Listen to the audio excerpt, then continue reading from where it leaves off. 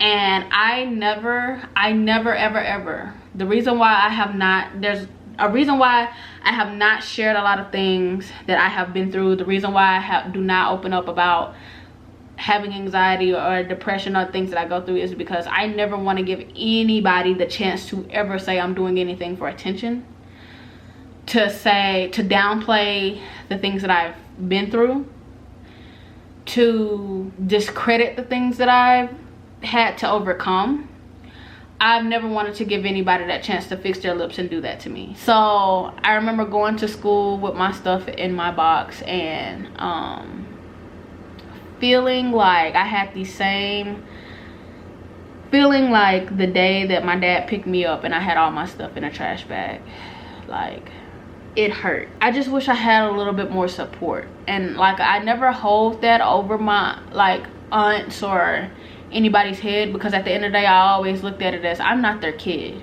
They have kids, I'm not their kid. This isn't their responsibility. But it hurt, you know, especially sometimes when it feels like you're being picked on about certain things that you can't really help, you know. I remember my cousins would tell me, you just don't carry yourself a certain way. Like, I never got my nails done, I hardly ever had my hair done and stuff like that. And it's like, I don't have the money to go and get my nails done. I don't have the money to constantly go and buy hair to have my hair done. Like, when I get my hair done by my aunts and stuff like that, they do it for free and I greatly appreciate it. But I'm not, like, I do the best that I can. I mean, not, at that point I was older and I did take more pride in how I looked and stuff like that. But it's like, I didn't have the money. I was paying for everything in school out of pocket. I was paying for it, like, even things as far as like eating every day. I had to pay for food. Like, so anyways, I remember the semester being over and me basically not being able to return to school because I had to pay my loans. And I remember me going to the school and trying to get everything figured out so that I can go back, and my dad calling me and cursing me out because I didn't ask him could I code and do that. And I remember, like, I don't know what I said to him exactly on the phone, but I remember it pissing me off so bad because it's like, I'm sitting here trying to figure out how I'm even going to be able to stay in school, and you're pissed off because I'm up here at this school trying to figure out what I need to do, and I didn't ask you permission to go. I didn't ask you for permission to go up to the school to figure out what I needed to do to be able to return next semester.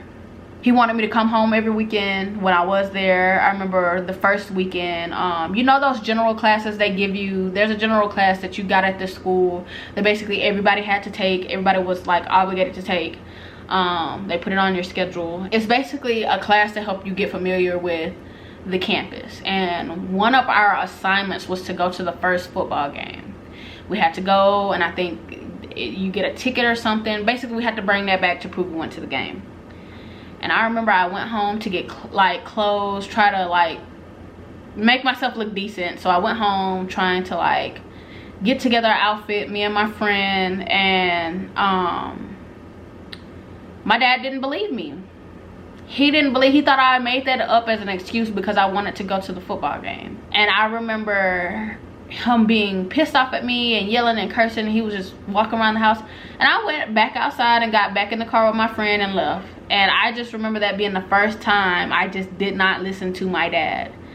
Like, you get pissed off at me because I'm trying to get jobs to help me pay for certain things. You're getting pissed off at me because you don't believe me. I remember when I worked at Burger King when I was in high school, my dad showed up to my job. My first job ever was Burger King. And anybody knows, like, when you get hired onto a job, you have to do this assessment on the computer. And so I had to go up there and do this assessment that was due.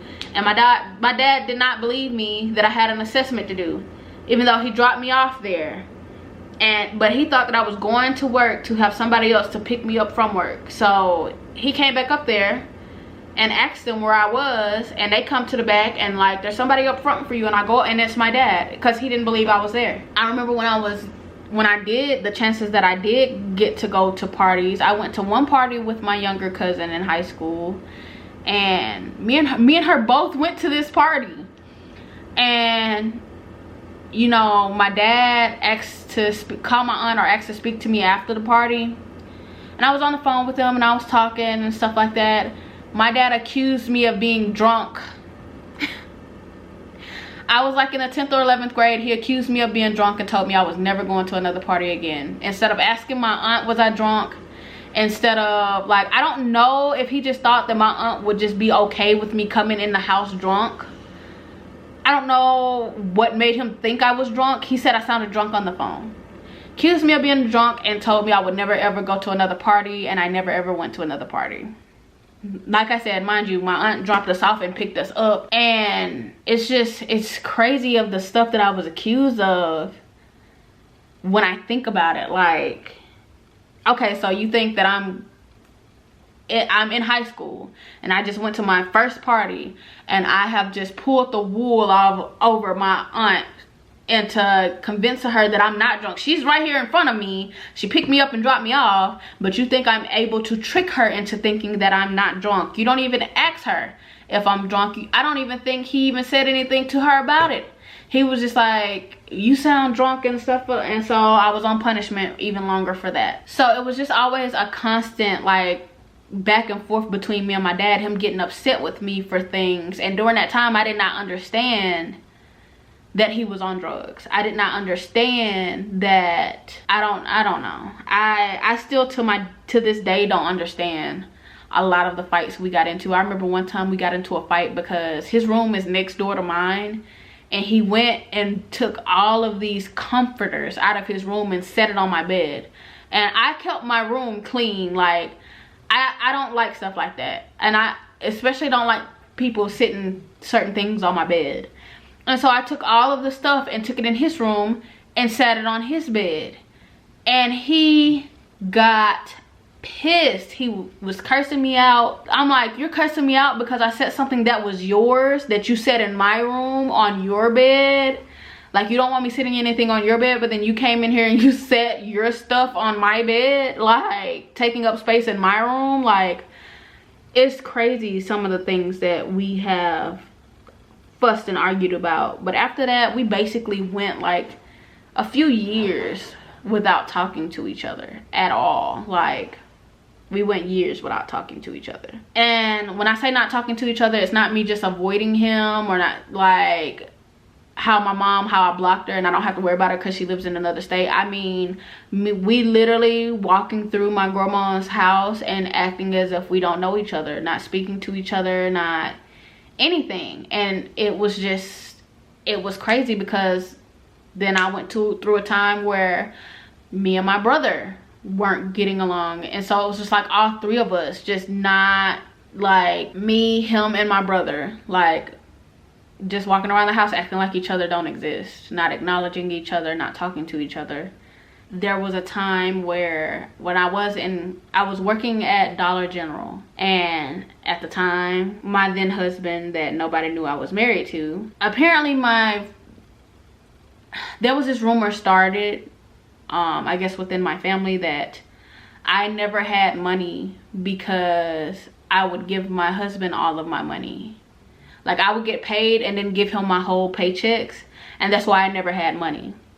And this was because every now and then I would ask family members for like money to help me with certain things. And it's like ever since that happened, because it got back to my dad, and that's how I found out. My dad sat me down and was like, you know, it got back to me that you aren't managing your money and that you never have money because you are giving all of it to your boyfriend. Mind you, I worked at Dollar General and was maybe getting a good $200 every 2 weeks. And that's the money that, like I said, I had to put gas in my own car. I had to buy my own food every day to eat. I had to try to pay to get back into school because I was not in school, and I got a good $200 every 2 weeks. And I was being accused of basically the reason why I never had money was because I was giving it all to him. And so it pissed me off, and my dad would sit me down, and he basically wanted me to sit down with him and go over every last one of my expenses to see where my money was going, Mind you, at this time, me and him didn't have a relationship, and I was still very angry that I'm not in school right now because you can't help me. And then it pissed me off because this wasn't the first time that there was a rumor like this that pissed, like, nobody asked me anything. And just like the fact that I might ask for a few dollars to help me with this or a few dollars to help me with that, and for that to become a thing, I never asked anybody for money again. I never asked anybody for a favor again. And I never told anybody that that was the reason why, but that was the reason why. But anyways, this video isn't about my family. This is just some backstory as to why I may have moved or done certain things the way that I have.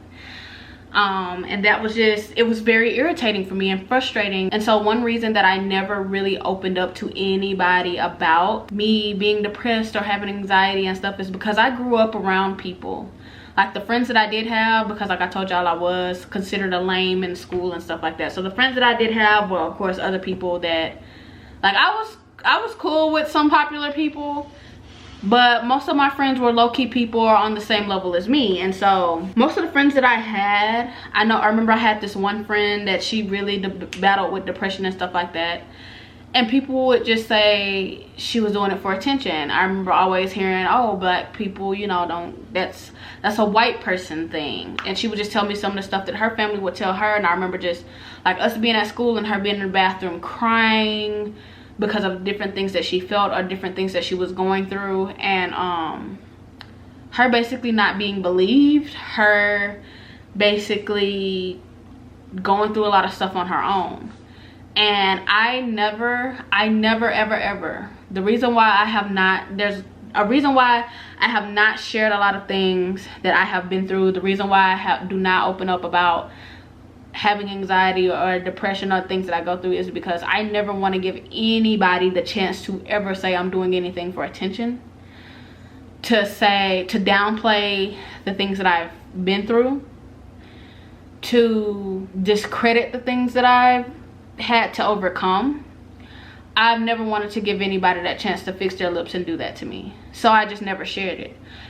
Even to this day, when I go through things, I go through them alone. I don't let my bad mood, there was a time in life where I did have an attitude problem, and I had a cousin that had the same attitude problem, and me getting a chance to see it on her is what made me change my attitude problem, because I felt like she had a lot more to be grateful for. And I saw like how disgusting an attitude can be on someone, and I was so determined to not be like my mom that I didn't realize that I had a lot of characteristics and traits of my mom. And so that's what really helped me to change my attitude. And I know how I feel when someone's taking out their anger on me. I've had it happen to me so many times. Like, I don't like for someone just because they're going through what they're going through or having a bad day, especially when I got out into the real world and got a job. Like, I don't care what you got going on at home. Whatever you got going on at home, you need to be able to leave it at the door, just like I do. And so I don't think, you know, a lot of people say, oh, you don't know what people are going through and stuff. I'm not gonna lie, I'm one of those people, I don't care, because there's so much crap that I go through. There's so much stuff that I go through mentally, to the point to where I've gotten to see that nobody cares. When I go through what I go through, or at times where I was open, or times that I saw other people be open about certain things that they were going through, nobody cares. Like, I developed this mentality that everybody has a sob story. Yeah, you went through this. Yeah, this was traumatic. Yeah, and I think I had just gotten so desensitized to a lot of things that happened to me growing up. Like, to the point to where when somebody tries to share their story with me, they're going through this, they're going through that, and it's not that I don't feel bad for them, it's not that I can't sympathize with them, it's, I feel like, okay, everybody has a sob story. You let it make or break you, and you move on. So when I go through a lot of things, when I go through my stuff, I stay in a bed for weeks at a time. I don't get up, I don't do anything.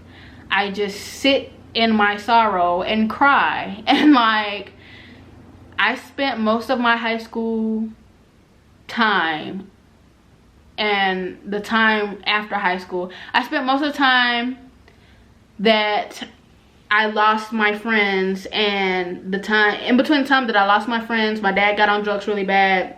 I was at the worst point ever with my mom. I spent most of the time in between then and the time that I finally went to therapy. I spent most of that time abusing sleep aid, abusing like things like Benadryl and stuff, because I did not want to be awake and crying myself to sleep every day. I got up, went to work, did what I had to do, come back home, and basically abused that and basically forced myself to stay in bed. And I didn't want to be bothered. I stayed in my room. Even as in high school, when I was in high school, I didn't do like, every now and then I did try to like abuse sleep aid and stuff like that, but it just became really bad once I, like I said, wasn't able to return to school. And I just basically told my dad, like, it's hard for me to come back home. I don't have any happy, fun memories here. Like, I don't. I don't have any happy, fun memories. I never have any happy, fun birthdays. I didn't. Like, I was miserable. And this whole environment, this vibe, I don't like being here. And that's basically what I told him when we finally were able to talk about the things that like I had been through, and he admitted that he was wrong and he apologized to me. I don't know, I just remember growing up being so envious of all of even my friends who had bad relationships with their parents. They still got to do little things with I have one friend who would go shopping with her mom, and you know, I'd be on the phone with her and they're in the store and her mom's asking her, you know, is this cute? Like, they're picking out outfits for each other. And I envied that. I had a friend who, she could afford to quit a job if she wanted to and have time to look for another one. She always worked, and even at one time she had 2 jobs, but if she didn't have it, her parents picked up the slack for her, even though she didn't have a great relationship with them. And I envied that, like, because there's nobody here to pick up the slack for me. And like, I don't know, I don't know. But I know there's just the question of, and I know my grandma asked me like, why didn't you say anything? Why didn't you? And there's a lot of reasons why I didn't feel comfortable. I'd come out of such a traumatic household of being treated a certain way and talked to a certain way, to this other household where I don't know, I'm intimidated by adults. I am to be seen and not heard. And I'm in this family now that's way more opinionated, and it's something I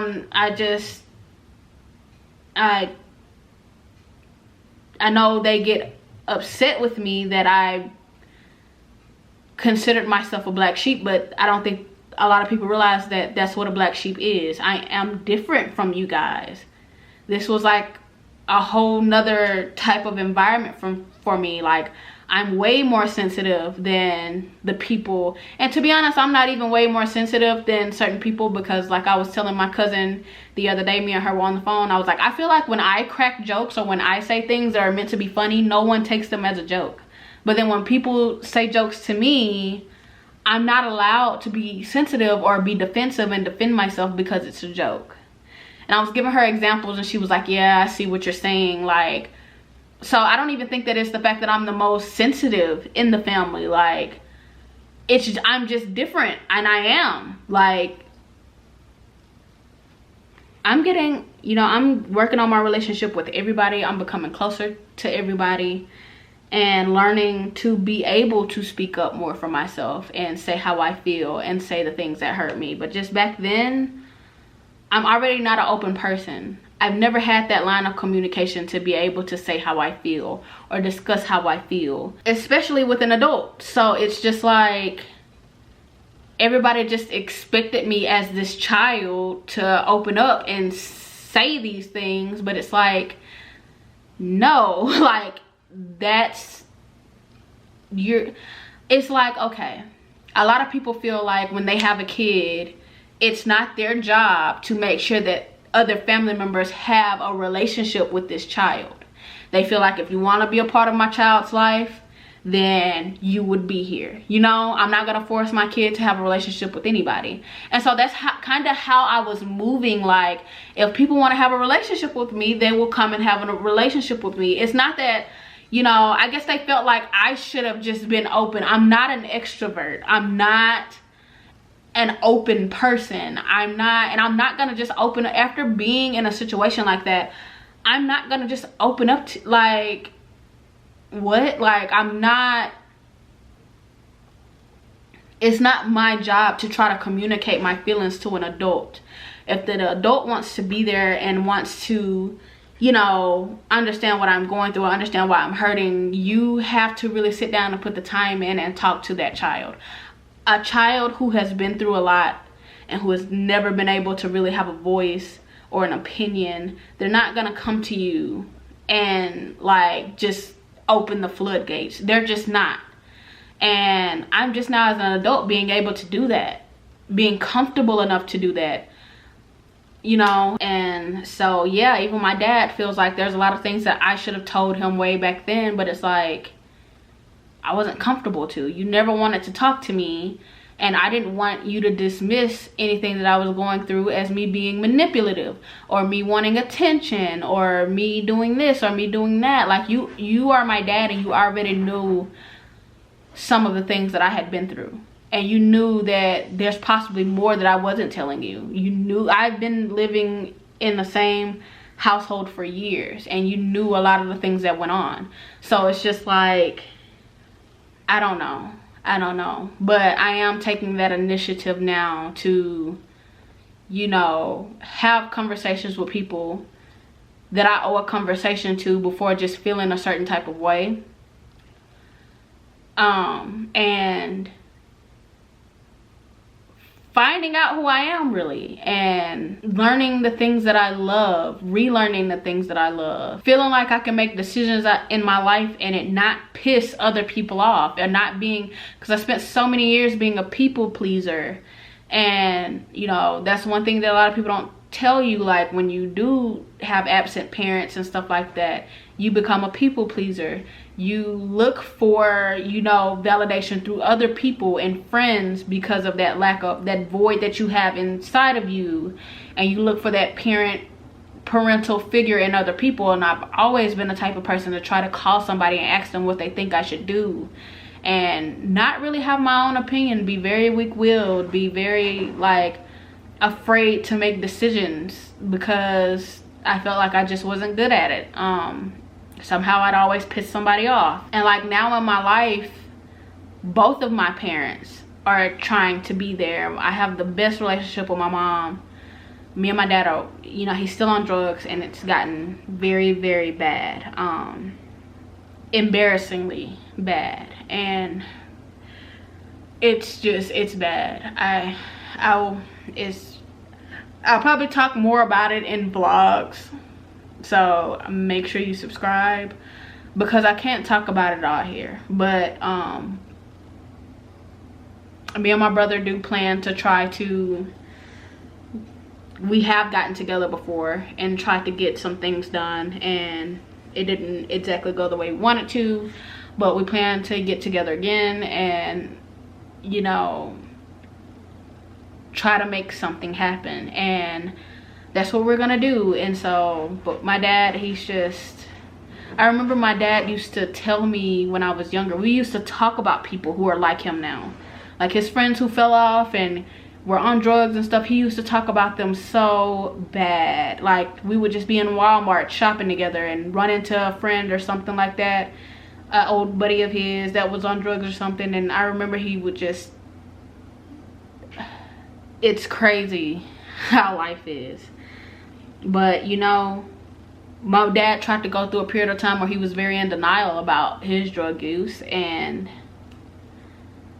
I taught, as much as my dad has tried to call me a liar growing up, it took for me to tell him, you know, I was talking to him one day and he was trying to downplay it, and I told him, you know, something you should always tell me is that you cannot stand a liar.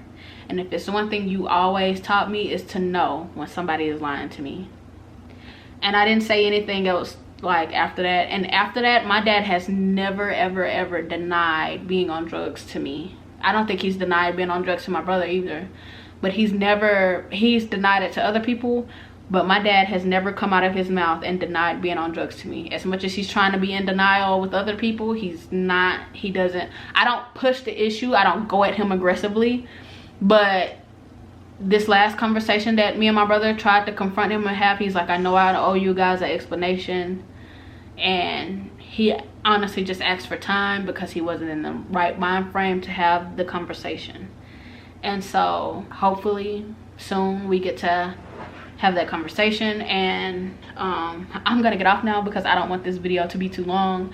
But this is just a little look into some of the things that I've been through and how it's molded me into the person that I am today, because I'm honestly just now being able to heal from it. And every day isn't the best. I know that there's people out there that say things about me. You know, I am traveling the world right now with my boyfriend, and you know, he does take care of me. And as much as I am happy for myself, as much as I feel like, you know, this is my chance to breathe, I know a lot of people don't feel that way about me. A lot of people think I'm stupid, and you know, I would never be in that position to let a man do this for me, let a man do that for me. But I'm confident in the things that I'm doing.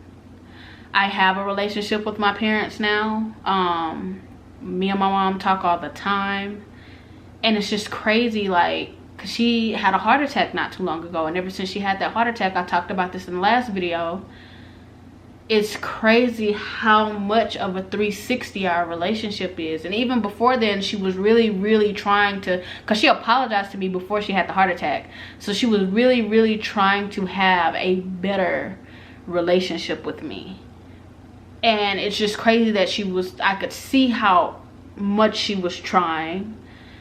And it took for me to understand the way that she was brought up and the things that maybe she had been through, because I don't know her trauma. I know there's trauma, but I don't know what she's been through. But I understand not handling every situation the way that you should.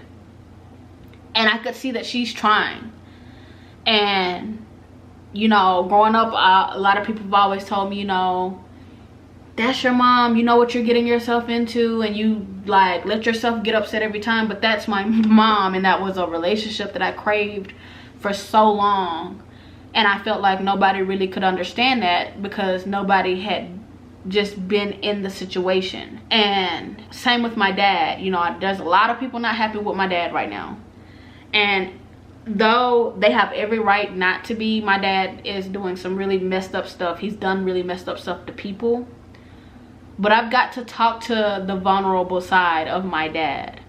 The side of him that isn't proud of what he's going through. And the side of him that I can relate to, because my dad suffers from mental illness. He has anxiety. He deals with depression. And I feel like I can understand him feeling like no one would take that serious. I can understand him telling me that, you know, there's certain things that he's done to cope that he's not proud of. I can relate to him when he tells me there's days he wakes up and he doesn't even want to lift his head off the pillow because he's just miserable, and he has this just headache that's just pounding in his head, and just how unhappy he is. It makes me so sad to think about it, because there's a lot of conversations that I have had with my dad where I'm not getting the person that's high. I'm not getting the person that's coming up with excuses. I'm getting a genuine version of my dad, and I'm so sad for him. And I feel like I have a compassion for him that nobody else is capable of having right now because of the things that he's done to everybody. And so it's just like, I'm not gonna be, he has enough people who are upset with him and being hard on him, which they have every right to. So I'm not gonna add to that. I don't, like, you know, it's not, from the time he's been on drugs to now, it hasn't helped. So I don't have to feed into that side of him. I like when I talk to him and I get the genuine side of my dad. I like that he's able to open up to me and conversate with me the way that I wish he could have when I was a teenager. So, you know, my dad, like I said, he apologized. He said he didn't handle things the way that he should have. Like I told y'all, there's just times where I got in trouble because my boyfriend cheated on me. Like, my dad knew that my first boyfriend was not a good person and that he was cheating on me and stuff like that. And so his ideal of fixing that is putting me on punishment and not allowing me to really see him like that. And that's just not how you handle, basically putting us in a predicament that he's not going to want her to be his girlfriend if he can't never see her. So he'll just dump her. That's not, you don't set your child up for heartbreak. Like, you don't. There's been times where my cousin's friends have been sitting in the living room and I remember this one time I was in the living room first watching TV. Sitting in the living room first watching TV, and one of my cousin's friends comes upstairs and he's sitting on the couch far away from me watching TV. And my dad comes in and he calls me a hoe because, oh, you don't never want to be in the living room. Now you're in the living room now because there's a boy in here. You just boy crazy and stuff. And he called me a hoe. And I told him that, like, when we talked, and there's just so many things my dad doesn't even remember. Like, I wasn't allowed to try out for certain sports.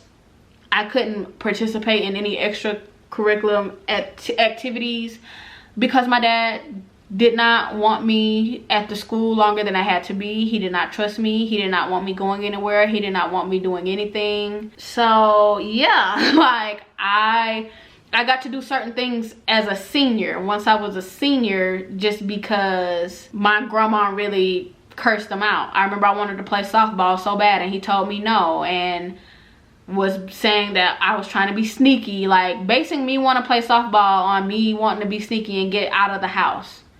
That was his argument. And my grandma like got onto him and made him feel bad, and he took me to the tryouts. And I remember being at the tryouts with bloodshot eyes because I had been crying so hard. Like,